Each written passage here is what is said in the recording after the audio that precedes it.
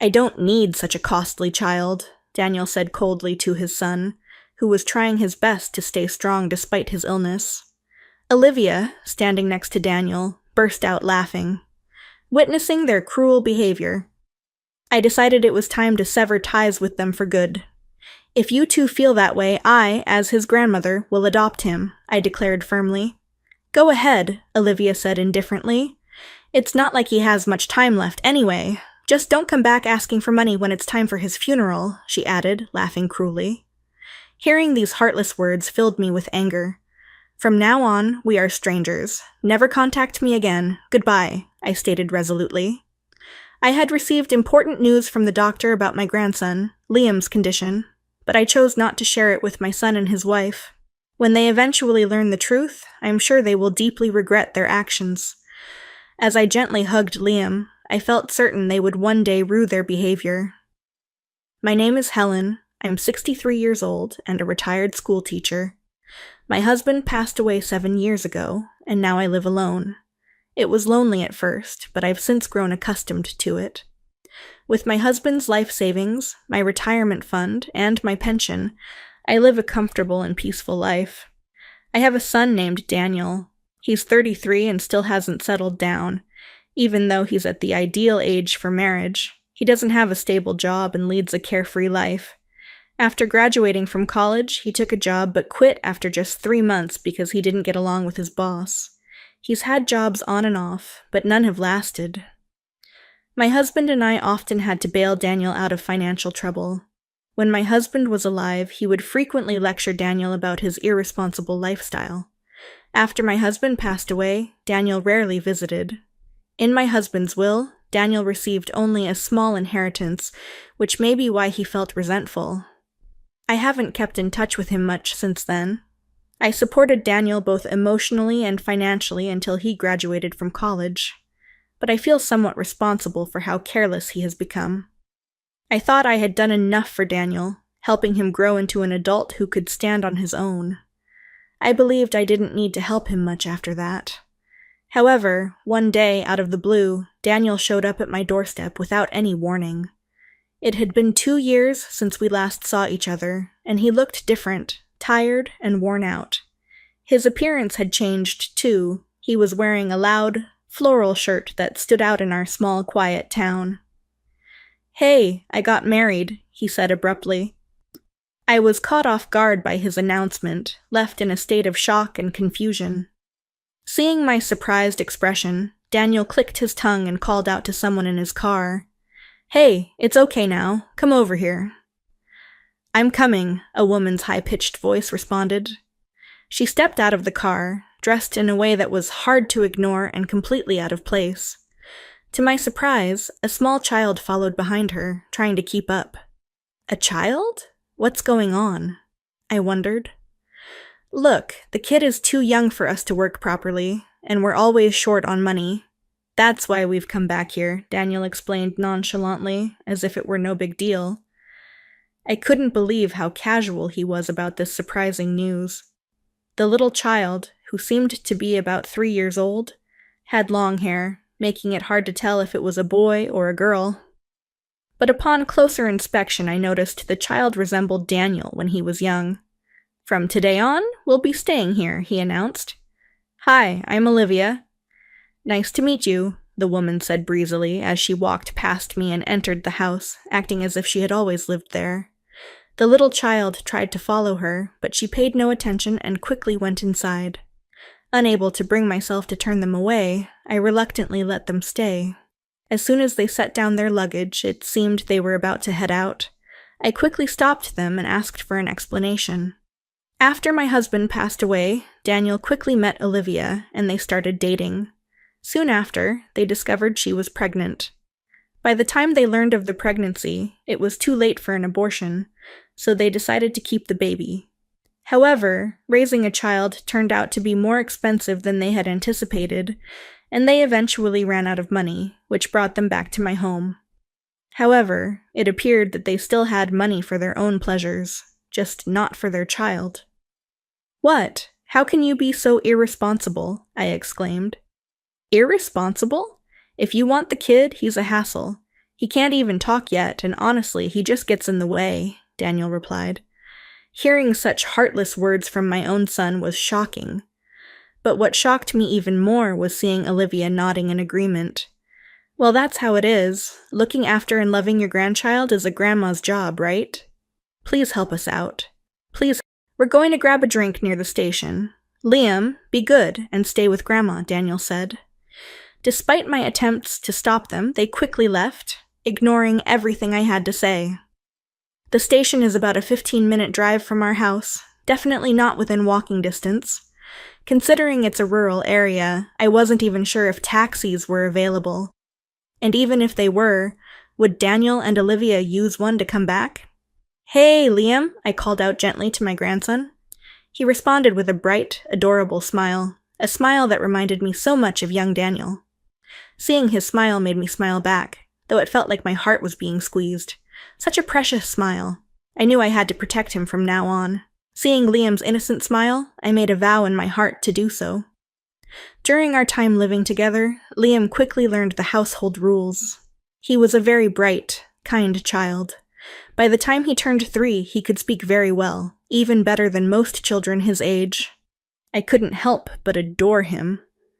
As for my eldest son and his wife, they consistently ignored Liam, treating him like a nuisance. They had no intention of working and contributed nothing to the household expenses. They would go out drinking every day and sometimes wouldn't return for several days. This bizarre situation had become normal for Liam, and it seemed like he cautiously observed their behavior to avoid getting close to them. I couldn't stand it any longer and spoke to Olivia. Olivia, could you spend a little more time with Liam? After all, you are his mother.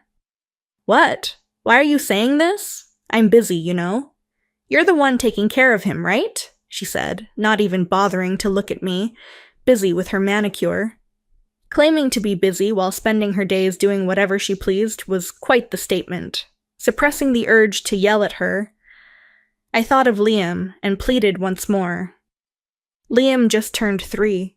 Children that age cling to their mothers when they feel lonely.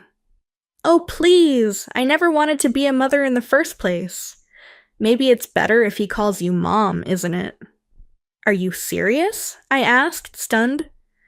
Oh, come on. Of course, she said dismissively. I'm not. You look so scary right now, Olivia said. She must have seen the anger on my face. In the end, Olivia and I couldn't have a proper conversation about Liam, and she just left with Daniel to go drinking as usual. Liam didn't seem to mind that his parents left. He continued flipping through his picture book. When he found his favorite fish, he excitedly pointed it out to me and tried to tell me about it with his limited words. Seeing him happy was a relief, but I couldn't stop worrying about how Daniel and Olivia planned to take care of him in the future. My worries only grew when I thought about Liam's future. With my husband's savings, I could cover his school fees if needed. I had no choice but to be ready for anything. As I prayed at my husband's altar, I whispered to myself, glancing at his photo. I felt as if he was encouraging me, and I nodded in response. For 2 years after deciding to take care of Liam, I endured living with Daniel and Olivia. I watched their reckless behavior. They went out every day, often taking money from my wallet without asking. During this time, I took care of Liam, and he barely spoke to his parents. Liam grew up quickly, and just before he was to start elementary school, tragedy struck. Hello, are you Liam's grandmother? Liam has been taken to the hospital. Can you come immediately? On my way back from picking up adoption paperwork from the city office, I got a call that Liam was in the hospital. It took 2 years of living together, multiple trips to the city office, and finally, the chance to adopt Liam was within reach. I thought I could finally separate him from Daniel and Olivia, but something terrible had happened. Holding back my emotions, I rushed to the hospital where Liam had been taken. When I arrived and asked for details, the doctor said Liam would need to be admitted. Confused, I asked, "Doctor, what's wrong with Liam? What's the problem?" "I'll explain everything once his parents arrive," the doctor replied. While waiting for Daniel and Olivia, the nurse approached with a worried look. which made me uneasy. She nodded at me and whispered something to the doctor. "What? The parents don't want to know about their own child's condition?" The doctor's loud voice echoed through the hospital. Shocked by Daniel and Olivia's indifference, I realized it was just as I had expected. Swallowing my pride, I knew I had to step up for Liam. I explained our family situation to the doctor. At first, she seemed doubtful. But after seeing the detailed records I kept and realizing that Liam's biological parents weren't coming, she believed me and explained Liam's condition. "Ma'am, about Liam's condition, please stay calm. The test results show cancer in his kidneys." "What? Cancer? This can't be," I said in shock. Falling from the chair I was sitting on. The pain from the fall was nothing compared to the shock of hearing that my 5-year-old grandson had cancer. The nurse helped me get up, and the doctor continued speaking. "Fortunately, there's no sign that the cancer has spread. With immediate surgery, we can save his life." "Really? If he undergoes the surgery, he will be saved?" I asked. "Yes, however, we need the parents' consent for the operation. The cancer could progress quickly, so ideally, we'd like to operate as soon as possible after explaining this to the parents." Hearing this, I felt lost. I couldn't imagine Daniel and Olivia showing any concern for Liam. As I thought about what to do, I decided to visit Liam's room first. There, I saw something I couldn't have imagined. "Hey, I heard you have cancer. The doctor was talking to your grandma in another room. Your life's in danger, and if you keep trying to live, it'll cost us more money. So do us a favor," Daniel said, his voice full of disdain. Hearing these heartless words made my rage build inside me. But Liam, looking at his parents, had a somewhat cold and mature look in his eyes that seemed far beyond his 5 years. His parents seemed taken aback, but soon started laughing again. "Really? You're such an expensive kid?" Daniel said mockingly. "What are you saying? You two are the ones wasting money." I burst into the room, unable to hold back any longer. Daniel looked surprised, but quickly turned to Liam and continued mocking him. "We don't need such an expensive child like you," he said cruelly to his own son, who was bravely facing his illness. Beside Daniel, Olivia was laughing hysterically. Seeing their outrageous behavior, I decided to cut ties with them forever. "If that's how you feel, I, as his grandmother, will adopt him." "Go ahead," Olivia said dismissively. "He won't live long anyway. Just don't ask us for money for the funeral." She laughed loudly. Hearing this, an indescribable rage surged within me. "From now on, we are strangers. Don't ever contact me again, got it? Goodbye." The doctor told me about my grandson Liam's health condition, but I didn't share it with my son and his wife. Instead, I decided to cut ties with them. When they find out the truth, I'm sure they will regret their choices. As I gently hugged Liam, I had a strong feeling that they would regret what they had done. I told Liam about his cancer and the upcoming surgery. I reassured him not to worry about the cost and asked him to go through with the operation. "Liam, I want you to live. I know the surgery might be scary, but you will recover. I'll be right here with you." "Grandma, if you're with me, I'm not afraid of anything. I'll go through the surgery and a treatment, I promise," Liam replied. Seeing Liam trying to smile and not worry me, even after hearing such harsh words from his own parents, I hugged him tightly. I also told him about the adoption process I had been preparing. Liam seemed a bit worried at first, but eventually accepted it. That night, I discussed the adoption with my eldest son and his wife, who were drinking at home. They always said they didn't want a child because of the costs and didn't really care about Liam. To make them leave my house, I offered them a significant amount of money to stay away from us forever. Without any hesitation, they signed the adoption papers and showed no signs of regret or attachment to Liam. They looked happy about getting the money and quickly left the house. During the talk, they didn't even glance at or speak a word to Liam, who was sick. Their lack of responsibility as parents saddened me, but I was relieved that one source of pain for Liam was now gone. Soon after, Liam had the surgery, which thankfully was successful. Being young, he recovered quickly and was soon ready to be discharged. "Doctor, thank you so much," I said. "Congratulations on your discharge," the doctor replied. "I'm glad. If you ever feel something's wrong, come see me right away." "Yes, understood," Liam responded. During his stay at the hospital, Liam grew close to the doctor and hugged him in gratitude. Once back home, Liam lay down on his bed and said, "Grandma, thank you so much for letting me have the surgery." "Oh, don't mention it. I'm your parent now, and it's what parents should do. You must be tired today. Get some good rest, okay?" "I'll take a short nap," Liam said, quickly falling into a deep sleep and snoring lightly. Not long after, I received a call from the hospital. "Oh, no, did I leave something at the hospital?" I thought, answering the phone quickly. "Hello?" "Sorry for the sudden call.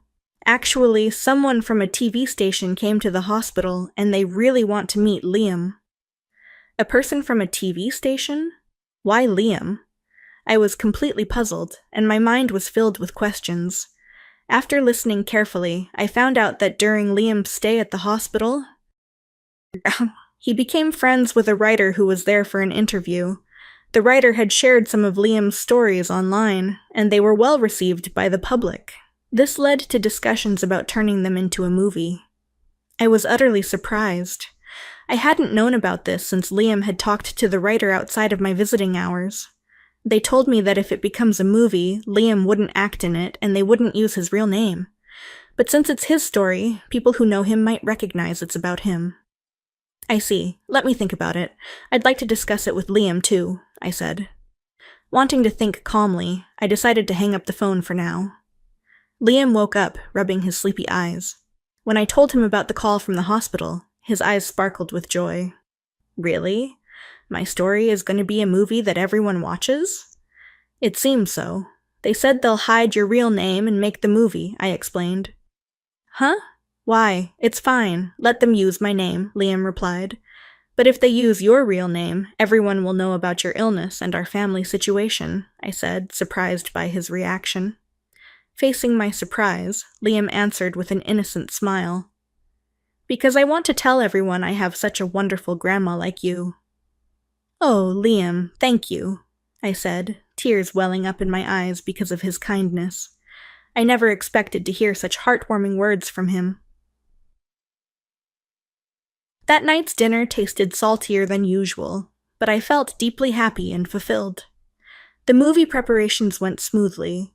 While the film didn't use Liam's real name, he was introduced as the inspiration for the story. The movie became a huge hit after its release, with theaters packed every day. I watched it myself, and even though I already knew the story, it was still a moving experience. I couldn't hold back my tears watching the touching scenes of a loving grandmother and her smart grandson trying to survive together. Later, Liam was invited to many events to talk about his story. On days when he didn't have school, he led a busy life, wanting to support other kids his age who were fighting cancer. Having gone through it himself, he wanted to cheer them on. I did my best to support him. Thanks to the many lectures he gave, Liam's bank account grew enough for a lifetime. With this money, he could focus on his treatment without worrying about finances if his illness came back. Even if something happened to me, there would be more than enough money for him to attend university without any concerns. Thinking about the future, I carefully stored his bank passbook, knowing it would be essential one day. After living this way for a while, my eldest son and his wife, whom we hadn't heard from in about 3 years, suddenly showed up at our house. It seemed they had lost a lot of money through gambling and were now in serious debt. As soon as they saw Liam, they approached him with the same sleazy smiles they always used. "Oh, Liam, you've grown so much. It's been a while since we last saw you. Don't you miss your mom and dad?" "Exactly. We took care of you when you were a baby. Don't you think you owe us?" Olivia added. Despite abandoning Liam as soon as they found out about his illness, my eldest son and his wife were still as selfish as ever. Facing them, Liam gave them a cold look and said, "Who are you?" At his unexpected words, both Daniel and Olivia were taken aback, their mouths tightening. Trying not to laugh at their reactions, I stepped between them and Liam to continue the conversation. "Excuse me, but who might you be? Do you have some business with my son, Liam?" I asked. "What are you talking about? Liam is my son. That makes him your grandson," Daniel said angrily. But I looked at them with a cold stare. Under my gaze, Daniel flinched for a moment, but then he turned to Liam with a pleading tone. "Listen, Liam, I messed up. I lost more money than I thought in horse racing. I'm in a really bad situation now. Can you help me out? If I had $30,000, it would be enough. Please." $30,000? That much? I exclaimed, shocked by the unexpected amount. No matter the reason, a debt of $30,000 from gambling was unthinkable. My late husband and I always warned Daniel about gambling and going into debt, but it seemed like he didn't listen at all. The money Liam saved came from the fees he received for giving lectures. He went through a lot to earn that money, sharing his painful memories in front of many people. I told Daniel and Olivia, "You two can't use his hard-earned money just for your enjoyment." Then I firmly closed the front door in Daniel's face. Outside, my eldest son and his wife started shouting and complaining, making such a loud noise that I had to call the police. Soon after, the noise stopped, and it seemed like they had given up and gone home. However, they didn't give up that easily. The next morning, they started causing a scene in front of our house again. "Mom, please, listen. I've changed. I'm turning over a new leaf. I'm sorry for everything. Please let me in," Daniel pleaded. "Liam, I'm so sorry. From now on, I'll be with you and take care of you properly, so please let me in," Olivia added. They kept knocking on the front door early in the morning, annoying the whole neighborhood. Despite their constant noise, Liam calmly continued his breakfast inside. Eventually, he went to the entrance, but I didn't hear the door unlock. Curious, I quietly checked what was happening. Instead of opening the door, Liam was watching them from a small window near the entrance. They kept knocking, unaware of his gaze. Liam then made a proposal. "All right, I'll give you a few questions. If you answer even one correctly, we can live together." "Really? Just like that? Despite everything, you're still a kid at heart, aren't you? What's the question?" "I'll answer anything," Daniel replied, sounding relieved and cheerful. After a brief pause, Liam asked the first question. "First question, tell me my favorite and the least favorite foods." Hey, Olivia, you should know this, right?" Daniel stammered, clearly clueless. Olivia, trying to help, thought for a moment and answered confidently. "Any mother would know that your favorites are pudding and chiffon cake, and you hate bell peppers, don't you?" Hearing their answer, it was clear they didn't know Liam at all. I sighed quietly without them noticing, feeling a mix of sadness and frustration. Liam looked down at the couple from the window and asked, "Are you sure that's your final answer?" "Of course. It's unthinkable for a mother not to know her own son's likes and dislikes," Olivia said confidently from outside. She seemed certain about her answer. Hearing this, Liam laughed heartily. The couple, not expecting to be laughed at, were probably flustered. After a good laugh, Liam, now calm, replied to Olivia, "That's wrong. What a shame." "What? Why? You always looked so happy when there were cakes, didn't you?" Olivia insisted. "That was Dad's favorite, not mine. I used to have an egg allergy, so I don't eat things like pudding or cakes with eggs. I love the egg-free cakes Grandma makes, and I hate whipped cream, but I absolutely love bell peppers." "Is that true?" Olivia asked, shocked. Before coming to my house, Liam was only given cheap instant porridges and slices of bread. I often wondered how he managed to stay healthy with such a poor diet. The reason Liam didn't get sick was largely because of the meals he got at daycare. The principal noticed his diet was lacking and provided allergy-friendly meals, carefully monitoring his health. When she warned Olivia about her poor parenting and threatened to report her to child services, Olivia decided to stop sending Liam to daycare and moved in with me. "Hey, how long do you think we've been apart? How would I know what you like now? Olivia said, frustrated. Then, next question. What is my birthday? Liam asked. Your birthday? Olivia and Daniel looked confused. Liam's birthday was actually today. Normally, a parent wouldn't forget their child's birthday, especially a mother. But despite this simple question, the couple showed no sign of knowing the answer. Why aren't you answering? It's such an easy question, isn't it? Liam asked. Oh, of course. I know that, right? Daniel, Olivia said, turning to Daniel. Yes, of course, I know that, Daniel replied in a panicked voice. But it was clear they didn't know the answer. If you don't know, you should just admit it, Liam said. Even after waiting for about 10 minutes, they still didn't answer. Liam muttered under his breath, and his sad expression showed that he was hurt his own parents didn't remember his birthday. My heart ached for him. No, wait, I just had a brain fart. Of course, I know your birthday. Olivia tried to cover up her mistake. I know it, Olivia said. You just caught me off guard. It slipped my mind. Can you give me a hint? She asked, trying to cover up. In response to their silly excuses, Liam laughed out loud, but I could see tears forming in his eyes. Feeling bad for Liam, I quietly moved closer and held his hand. He was surprised to see me, but he nodded, wiped away his tears, and looked straight at his parents. Hey, real parents remember their child's birthday without needing hints. I've never been celebrated by you two, so I expected this, Liam said. What? After all I did to give birth to you, and this is how you repay me? You should be grateful, Olivia snapped back, starting to get angry. Liam gave her a cold look, and she went quiet. Well, here's the last question. It's an easy one, Liam said. I was diagnosed with cancer and treated at a hospital. Which organ was affected? This was a question any parent should easily answer, especially since Liam's illness had been on TV for several days, but their responses were unexpected. Wasn't it the heart? Daniel asked. No, it was the stomach, right? Olivia added. I was so shocked I leaned back and looked up at the ceiling.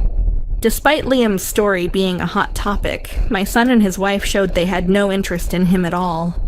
Hearing this, Liam must have thought, I never expected it to be this bad. I felt sorry for him, but to my surprise, he started laughing. Thanks, I get it now. It's worse than I thought, Liam said. What? Did we miss something? Olivia asked, puzzled by Liam's reaction. Liam smiled, but his eyes were not smiling. It was kidney cancer. You claim to be my family, but you know nothing about me. The only one I consider my family is Grandma Helen. Shouldn't you be grateful I gave birth to you? Olivia asked, still angry.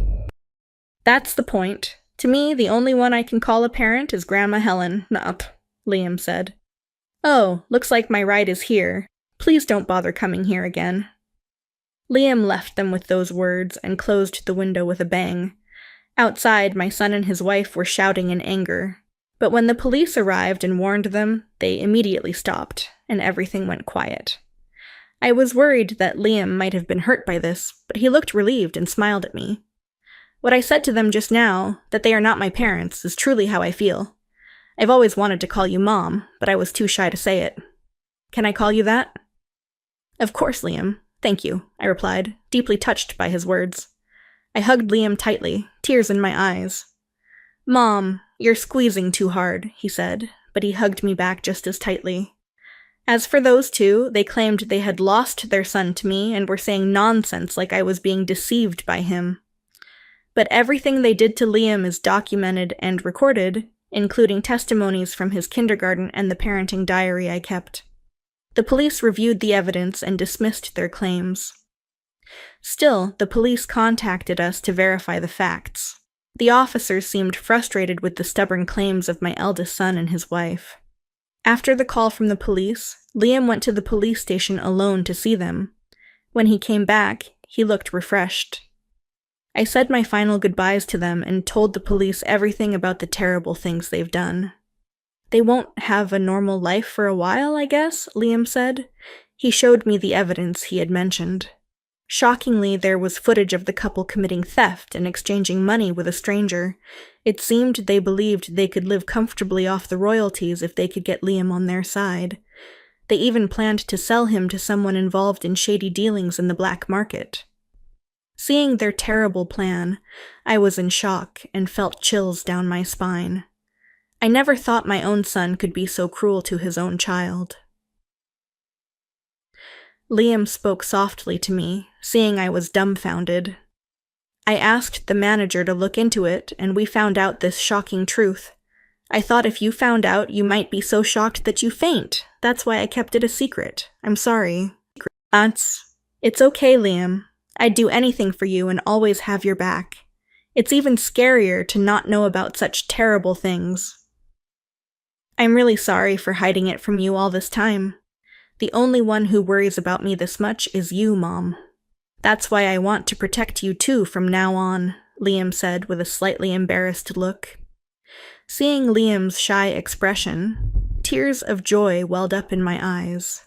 Even though he has faced many hardships and seems mature for a 9-year-old, that shy expression made him look just like a child, which warmed my heart. My heart warmed as I thought about my eldest son and his wife. They were later found guilty of many other crimes and ended up serving nearly 9 years in prison. They never showed any remorse or apologized. The letters they sent, collected by Liam's manager, still demand repayment for bringing him into the world. Liam continues to visit hospitals to encourage sick children. He's now in middle school and has hit puberty, but his kind and honest nature remains the same. He's living a good life. Lately, it seems he has a girlfriend. I see him sneaking out for dates and can't help but think how cute he is. The cancer we worried about shows no signs of coming back, and his recovery is going well. Although it's impossible to say it will never return, regular checkups are essential. For now, he's living just like any other kid his age and seems happy every day.